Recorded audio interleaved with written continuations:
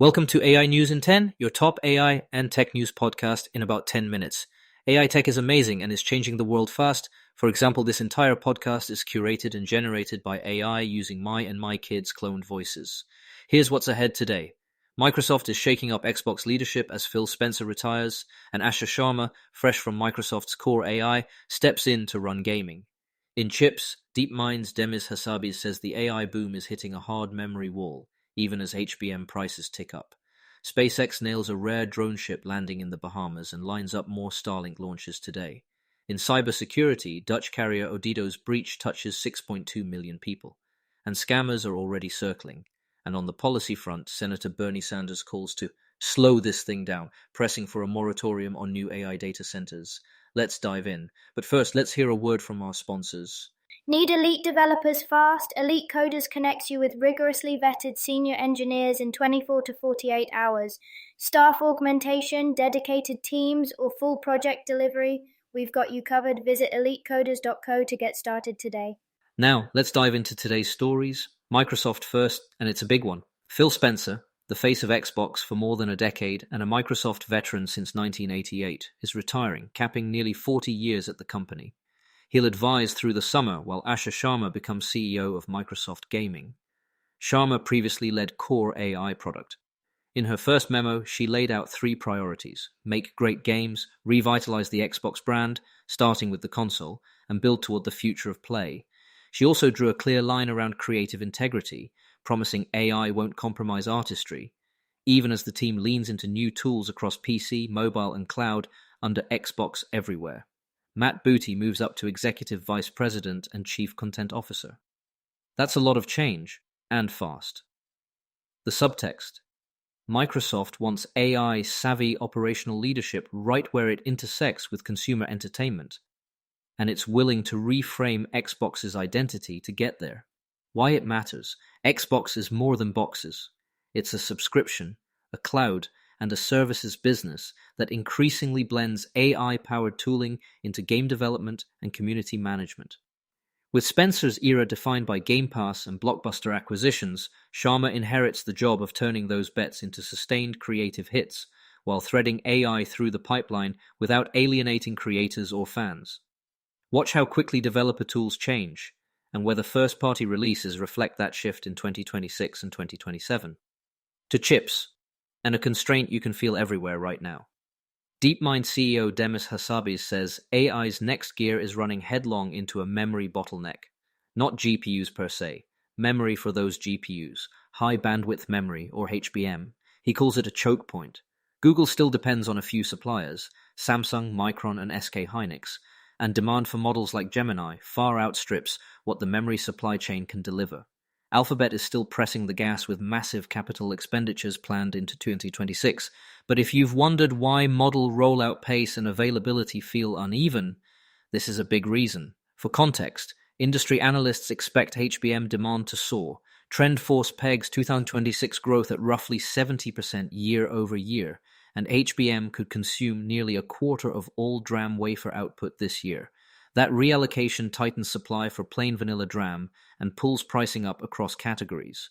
Meanwhile, Samsung is reportedly setting initial HBM4 pricing 20 to 30% above HBM3E, a sign the cost curve isn't easing anytime soon. For AI builders, that means availability constraints and a higher total cost of ownership for training and inference boxes, which can ripple into cloud prices and service tiers. What to watch next? How quickly suppliers add capacity, and whether major buyers strike longer, more prescriptive supply agreements, like power purchase agreement style contracts, but for memory stacks. Also watch for system-level innovations, like model parallel memory pooling and compression, that squeeze more effective capacity out of existing hardware while we wait for supply to catch up. Over to orbit. SpaceX just pulled off only its second ever Falcon 9 landing in the Bahamas, setting the booster down on the drone ship. Just read the instructions in Exuma Sound after a Cape Canaveral launch carrying 29 Starlink satellites. That unusual southern trajectory supports specific constellation slots and underscores how flexible SpaceX has become in threading launch windows, re-entry corridors, and maritime operations. The booster, number 1 in 77, logged its 26th landing on this mission. And there's more on deck. Today's manifest includes additional Starlink launches out of Vandenberg and, late tonight Eastern, another from the Cape if weather and range cooperate. Why this is notable beyond space fans: Starlink is infrastructure now, feeding back into terrestrial AI and cloud by backhauling data, standing up resiliency for remote sensors, and offering pop-up connectivity for edge computing. Every incremental batch expands coverage and capacity for those use cases, and repeated landings keep launch costs low enough to make that cadence possible. If you build products that rely on elastic connectivity, this drumbeat matters. Before we continue, here's a quick message from our sponsors. This episode is brought to you by Family GPT, the AI chat platform actually designed for kids. If your children are curious about ChatGPT, but you're worried about what they might see, Family GPT gives you full parental controls, content filtering, and the ability to align responses with your family's values, whether Christian, Muslim, Jewish, secular, and many more. Monitor every conversation, set usage limits, and let your kids explore AI safely. No ads, no data selling, complete privacy. Sign up free at familygpt.chat. That's familygpt.chat. All right, let's get back to it. Security sweep and a cautionary tale. Dutch telecom Odido, formerly T-Mobile Netherlands, disclosed a breach impacting personal data tied to roughly 6.2 million current and former customers. Exposed fields include names, addresses, phone and customer numbers, international bank account numbers, dates of birth, and identity document details. Importantly, Odido says passwords, call logs, billing data, and location data were not taken, and core services kept running. The company says it cut off unauthorized access, brought in external forensics, and has been notifying affected users. It's one of the largest telecom incidents in the Netherlands. And now the second punch. Scammers are already targeting victims with fake mass claim compensation sites that harvest fees and fresh personal information. Dutch consumer groups flag classic red flags: upfront payment demands, missing legal identifiers, and false claims about what was stolen. If you or your customers were notified, treat any legal or refund offers with skepticism. Go only through carrier-verified channels. Expect questions too about data retention. Some former customers who left years ago also received breach emails, raising compliance concerns. Policy to close. Senator Bernie Sanders, speaking at Stanford last night with Representative Ro Khanna, argued the U.S. is unprepared for the pace and scale of the AI revolution.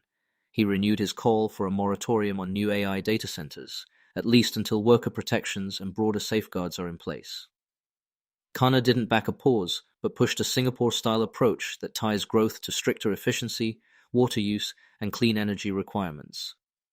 Sanders framed the moment as potentially the most dangerous in modern U.S. history, if left unchecked, citing projections of widespread job displacement and tech's growing influence over public life.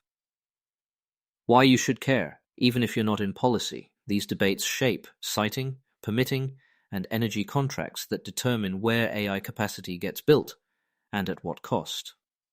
If states and cities add water use caps, recycled water mandates, or minimum clean power thresholds, that changes the economics of deploying inference clusters and the latency profiles your products can deliver. In short, policy choices today map directly to performance envelopes tomorrow. Quick recap. Xbox leadership hands the controller to Asha Sharma as Microsoft leans into AI without losing the soul of great games. DeepMind says memory, not just GPUs, is today's AI choke point, and HBM pricing supports that story. SpaceX keeps scaling Starlink with a rare Bahamas landing and more launches queued up. Odido's breach shows how fast scammers exploit chaos, verify everything. And on campus in California, Sanders and Khanna spar over how fast to build the AI future, or whether to tap the brakes. We'll be back tomorrow with what moves next. Thanks for listening, and a quick disclaimer, this podcast was generated and curated by AI using my and my kids' cloned voices. If you want to know how I do it or want to do something similar, reach out to me at emad@ainews in10.com. That's AI News in 10.com. See you all tomorrow.